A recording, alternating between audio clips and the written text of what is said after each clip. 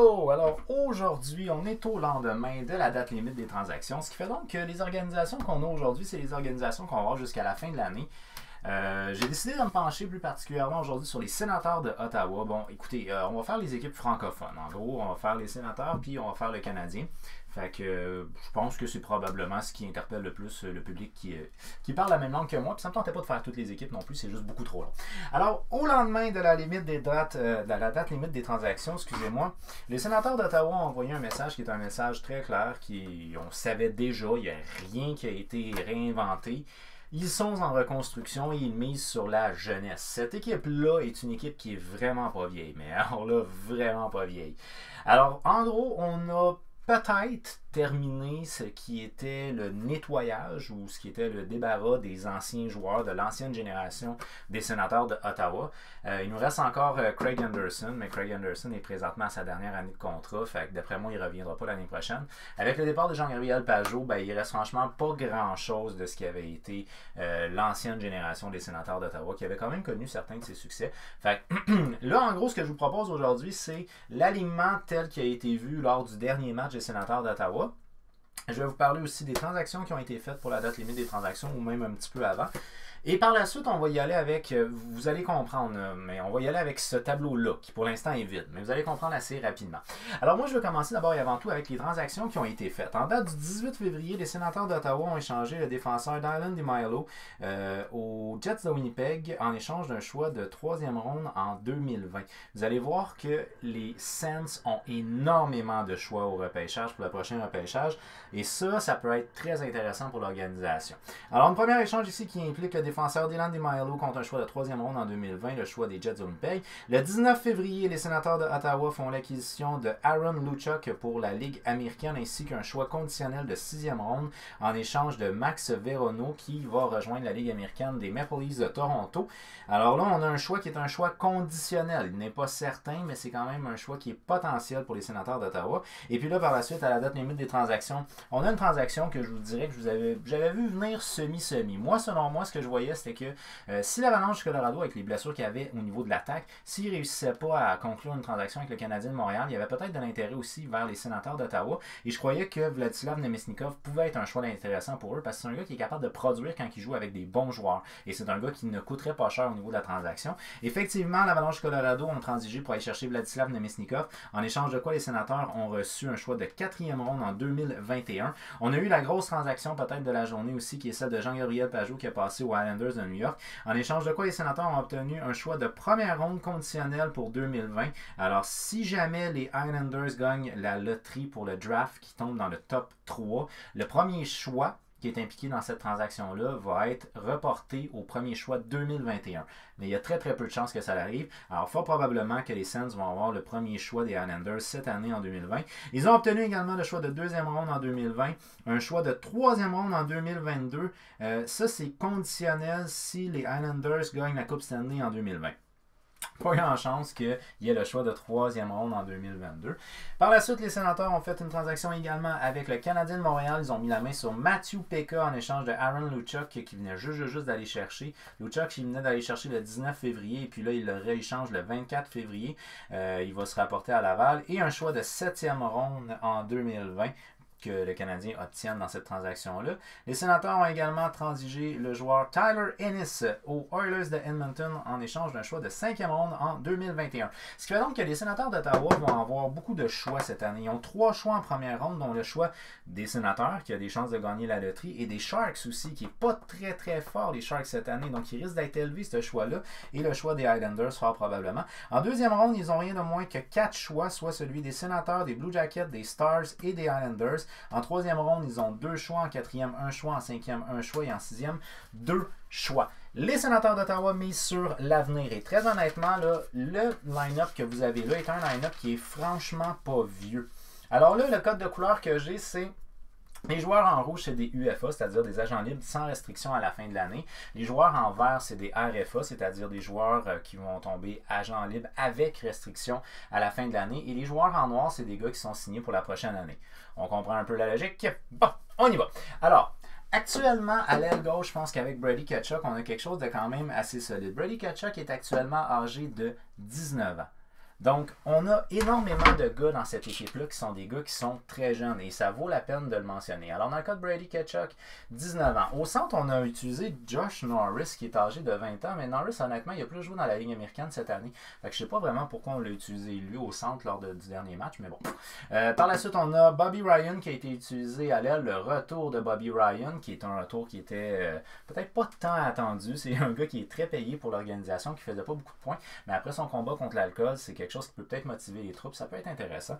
On a Rudolph Balker qui lui est âgé de 22 ans. Encore là, c'est un gars qui était peut-être plus Ligue américaine, mais bon, cette année, il joue avec les Sénateurs d'Ottawa. Chris Turney, qui moi je m'attendais peut-être à un petit peu plus de sa part cette année, mais ceci étant dit, c'est un centre qui a quand même de l'expérience puis qui est très intéressant pour l'organisation, que moi je verrais plus comme premier centre que Josh Norris. Mais Norris a très très bien fait à Belleville, soit dit en passant, là j'y enlève absolument rien. Par la suite, on a Connor Brown ici qui est utilisé à l'aile droit. Connor Brown qui est âgé de 25 ans, donc middle age pour ce qui est de Turney et de Connor Brown. C'est un gars qui est quand même pas mauvais non plus. C'est pas des joueurs qui sont des joueurs exceptionnels. Là. Josh Norris à Belleville a été vraiment exceptionnel. Chris Turney, je pense qu'on peut s'attendre à des belles choses de lui. Brady Tkachuk, vous le connaissez. C'est un joueur qui est vraiment très intéressant aussi. On a Nick Paul ici qui est utilisé sur la troisième ligne, qui lui est actuellement âgé de 24 ans. On a Artem Anisimov qui lui a 31 ans. Si je ne fais pas erreur, je pense que c'est le plus vieux de toute l'équipe. Non, c'est Bobby Ryan qui est le plus vieux. Excusez, ben non, pas toute l'équipe, de toute l'attaque. Parce que NC a 38 ans et Josh Anderson a 38 ans aussi. Par la suite, on a Howard Chuck, lui, c'est quoi? C'est Jace Avril Locke, excusez-moi, 23 ans. Peut-être pas un potentiel exceptionnel, mais c'est un gars qui joue actuellement pour l'organisation. Fait que, bon, c'est ça qui est ça. Michael Boddicker, qui lui est à sa dernière année de contrat. Dans le cas de Michael Boddicker, en fait, toute la quatrième ligne est à sa dernière année de contrat. Je ne crois pas qu'on va renouveler son contrat. En tout cas, on va voir qu'est-ce qui va en être pour lui, mais c'est un gars qui a énormément déçu à Ottawa. Ça m'étonnerait bien gros qu'on renouvelle son contrat. Dans le cas de Matthew Pekka, ben lui, on vient d'en faire l'acquisition. C'est un gars qui, pour l'instant, joue sur le centre du quatrième trio. Peut-être est-ce qu'on va leur signer genre un an, on verra bien. Et dans le cas de Sabourin, Scott Sabourin, ben lui, c'est un gars d'énergie, tu sais. Fait que c'est un gars qui a des chances qu'on va voir revenir. Il apporte un petit quelque chose qui est différent, même s'il ne fait pas de points. Fait que je pense que ça peut être intéressant pour les Sénateurs d'Ottawa. Thomas Chabot, lui, est signé pour plusieurs années. On n'a pas à s'inquiéter pour ça. Il est âgé seulement de 22 ans. Ron Hainsey est à sa dernière année de contrat. Il serait peu probable de le revoir cette année, l'année prochaine, en fait. C'est un défenseur qui est d'expérience, puis on voulait avoir un défenseur d'expérience avec Chabot, un bon exemple à suivre. Fait que je pense que c'était un bon choix, mais je pense pas qu'on va le renouveler pour une autre année. On a par la suite Mike Riley, qui lui est âgé de 26 ans. Mike Riley, qui est signé pour l'année prochaine, puis c'est un gars qui est quand même middle age, donc ça peut être intéressant. Nikita Zaitsev, qui lui est âgé de 27 ans, il va être de retour l'année prochaine. Andreas Englund, qui lui est âgé de 23 ans. Et on termine le tout avec Christian Jaros, qui est âgé aussi de 23 ans. Dans le cas de la dernière paire, c'est des gars qui vont être agents libres avec restriction. Donc, d'après moi, il n'y a pas grand chance qu'on revoie Ron Hainsey, il n'y a pas grand chance qu'on revoie Michael Boddicker. Il y a des très bonnes chances, d'après moi, qu'on revoie Sabourin. Matthew Pekka, je ne sais pas, on verra ça en temps et lieu. Par la suite, au niveau des gardiens, ben là, le gardien qui était le gardien de but partant lors du dernier match, c'est Marcus Oberg, qui lui est âgé de 24 ans. Je ne veux pas trop me risquer, je n'ai pas entendu parler qu'il y a vraiment une relève super exceptionnelle au niveau des gardiens à Ottawa. Fait en tout cas, là, c'est lui qui était le partant lors du dernier match. Craig Anderson, 38 ans, qui a été utilisé dernièrement comme auxiliaire, qui est probablement à sa dernière année dans la Ligue nationale, dans le cas de Craig Anderson. Actuellement, on a comme blessé Mark Bobrovsky, qui est âgé de 30 ans. On a Anders Nilsson. Anders Nilsson est âgé de 29 ans. Et on a Anthony Duclair qui est âgé de 24 ans. Donc, c'est une équipe qui est quand même relativement jeune. Dans le cas de Mark Bobrovsky, ben, écoutez, il a dit, Pierre Dorion, qu'il voulait en faire un sénateur pour toute sa carrière. Fait que, un sénateur à vie. Fait que probablement qu'on va re-signer Bobrovsky. Alors bref, c'est le portrait de cette équipe-là. Comme vous pouvez voir, il y a beaucoup de jeunes joueurs. Tkachuk 19, 22, 24, 20, 25, c'est quand même pas vieux. 25 aussi, 23, 22, 23, 23, 24, 24. Donc, tu sais, on a plusieurs joueurs là-dedans qui sont des jeunes joueurs, mais on a aussi une très belle relève à Belleville. Dans la belle relève à Belleville, on a entre autres un certain Formanton, que j'ai oublié complètement son prénom, qui a des bonnes statistiques sur un point de vue offensif. On a Batterson. Batterson, es-tu là? Non, mais on l'a vu par contre à Ottawa cette année, Batterson, qui a plus qu'un point par match. Logan Brown aussi, qui est intéressant, un joueur de centre. Et Eric Brandstrom, un défenseur. Donc, on a quand même quelques joueurs très intéressants à Belleville, qui est peut-être la meilleure équipe actuellement dans la Ligue américaine. Donc, on a une relève qui est très intéressante. Et un fait particulier à Ottawa, c'est que on est bon quand même pour repêcher. Alors honnêtement, là, ce que je vous ai préparé ici, c'est quoi? Ben écoutez, vu que les sénateurs vont avoir beaucoup de choix au repêchage l'année prochaine, là, on parle d'un total de 1, 2, 3, 4, 5, 6, 7, 8, 9, 10, 11, 12, 13. 13 choix au prochain repêchage. Les sénateurs ont eu des années exceptionnelles dans leur repêchage. Je ne sais pas question avec leur dépisteur ou avec le développement des joueurs, mais honnêtement, ils repêchent relativement bien. Moi, je dirais que j'ai perçu peut-être une plus grande force au niveau de l'attaque, au niveau de leur repêchage, mais honnêtement, très intéressant. Alors, l'avenir des sénateurs d'Ottawa est très intéressant puisque ils ont des jeunes actuellement dans l'organisation. Belleville va super bien. Et de manière générale, ils draftent relativement bien.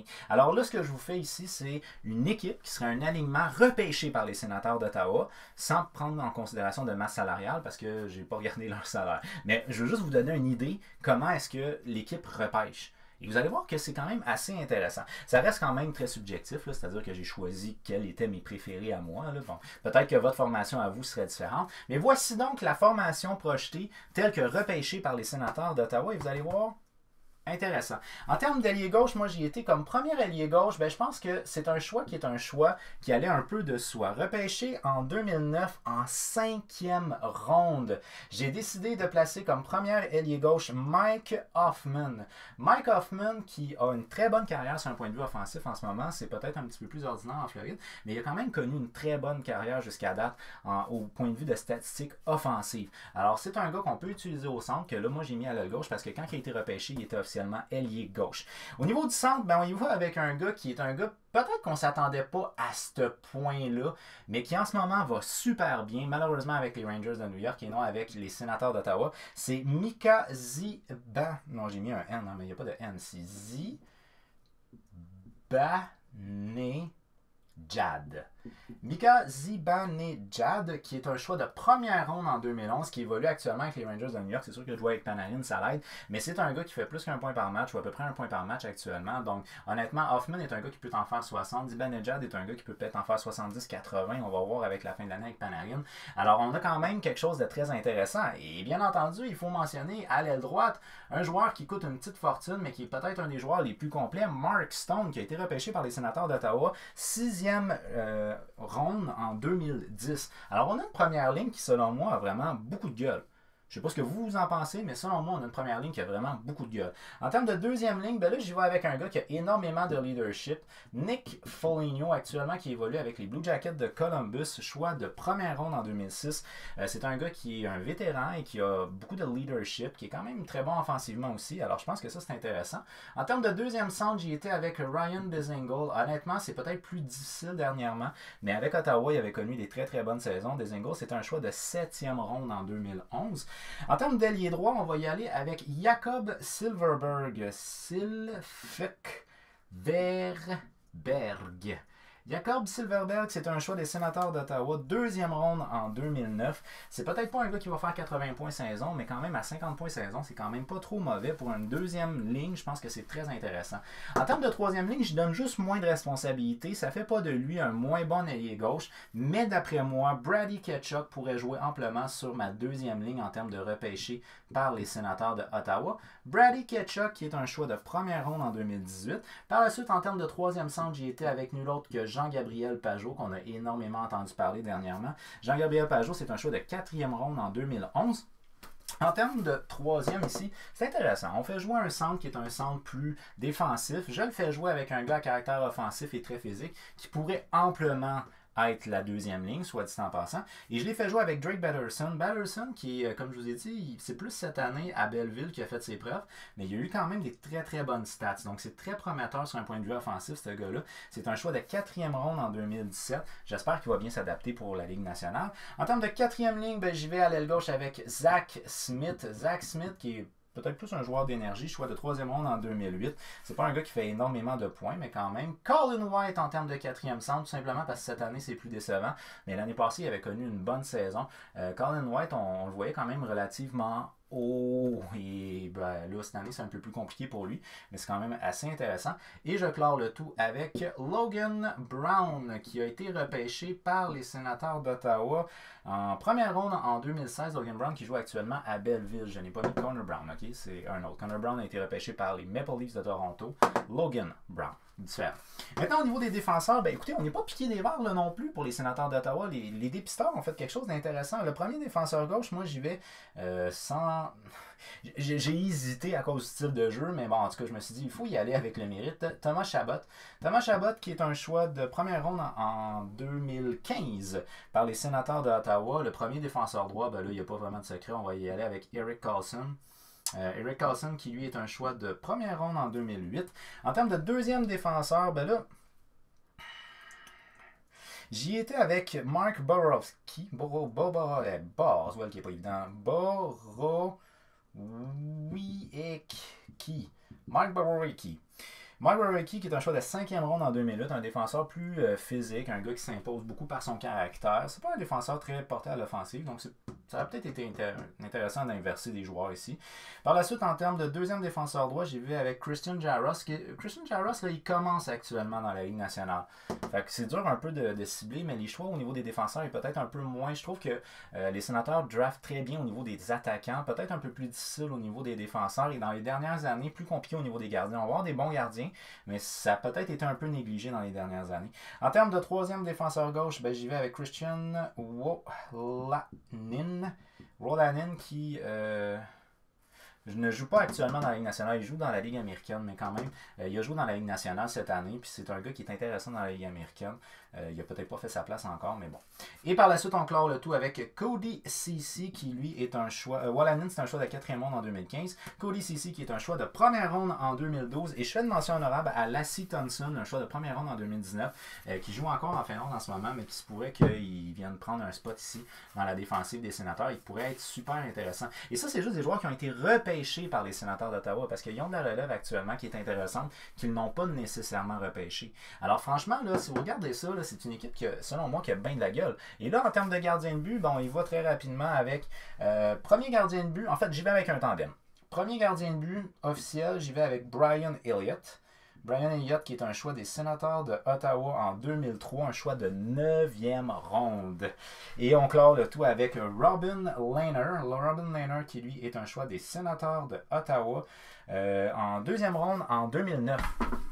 Fait que, tu sais, honnêtement, là, je pense que the future is bright à Ottawa parce que j'ai confiance qu'on peut développer des bons joueurs. C'est sûr qu'il y en a qui ont été ailleurs, mais tu sais, déjà même avant qu'on le transige à New York ou avant qu'on le transige à Vegas ou avant qu'il se ramasse en Floride ou avant qu'il se ramasse à Columbus, c'est des gars qu'on avait vu déjà le bon potentiel à Ottawa. Donc, c'est des gars qu'on s'attendait à des bonnes choses d'eux autres, même déjà à Ottawa. Donc, le développement est intéressant à Ottawa. On a déjà des jeunes qui sont établis. Belleville va bien.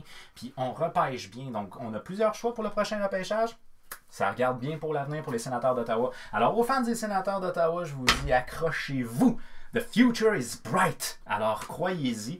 Mais l'année prochaine, ça risque d'être encore dur.